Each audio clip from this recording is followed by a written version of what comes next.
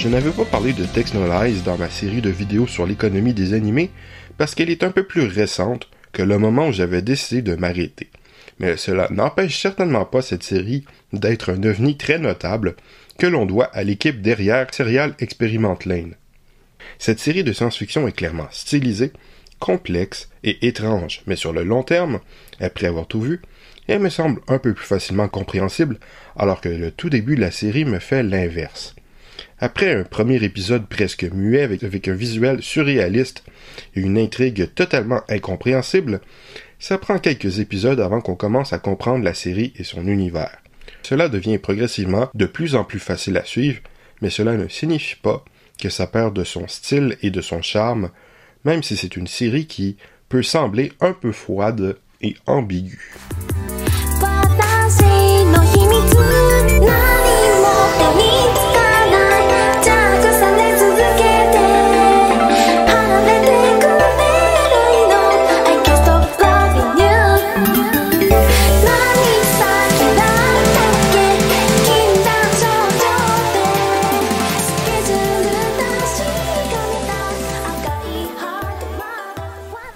Tout fan de Goldorak et les autres tels que moi qui ne s'en souviennent pas et ont trouvé nuls les extraits qu'ils ont vus depuis, regardez Godanoir. Cette série est en partie un genre de revival des séries de mecha à l'ancienne, années 70, style, avec une histoire simpliste et ultra manichéenne, un style très mélodramatique, des mechas, les mechas masculins, d'un même style graphique, rarement animés après les combats et même pendant les combats, des vêtements des mêmes couleurs et des génériques chantés dans le plus pur style de l'époque. Par contre, c'est remis au goût du jour avec des designs de personnages, le format d'image widescreen, les couleurs, les effets numériques, absolument pas trop voyants, contrairement à de trop nombreuses productions de la même époque, du sentimental, surtout humoristique, un humour très présent, avec un briseur légèrement exagéré pour effet humoristique, même si ce n'est absolument pas une parodie, contrairement à ce que m'avait fait croire le trailer pour le DVD américain. Et des poitrines gigantesques, très animées, ce qui personnellement me fait rire parce que dans les rangées et c'est extrêmement amusant et bourré d'action au maximum. On n'a jamais le temps de s'ennuyer ou de réfléchir sur l'extrême stupidité de l'intrigue, puisqu'il y a toujours de l'action et de l'humour. Et l'animation est pas mal du tout, et même par moments excellente, bien que, bien évidemment, comme il se devait d'une série de ce type, il y a pas mal de plans réutilisés d'un épisode à l'autre.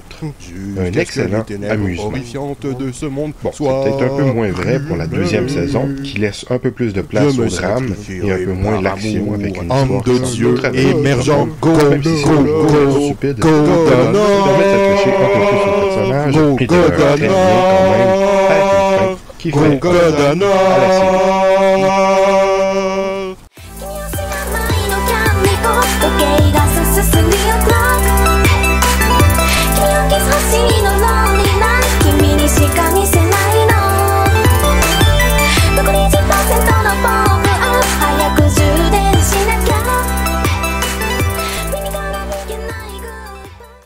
Impossible d'être plus absurde que FLCL ou Excel Saga. Les Japonais nous ont prouvé le contraire avec cette série télévisée d'une absurdité sans commune mesure.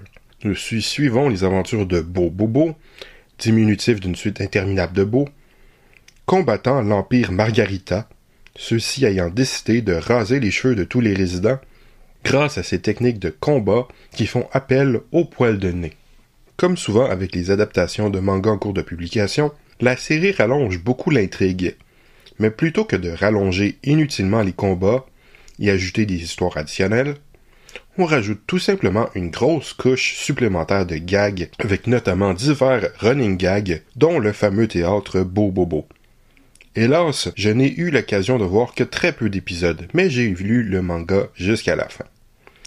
Les parents ne semblant pas grandement apprécier cette série, l'anime s'interrompt après 76 épisodes n'importe où, littéralement juste avant un combat, pour en faire un gag. All right, everyone, let's fight! So it begins. I, Bobo will protect the peace and freedom of your hair. Yeah!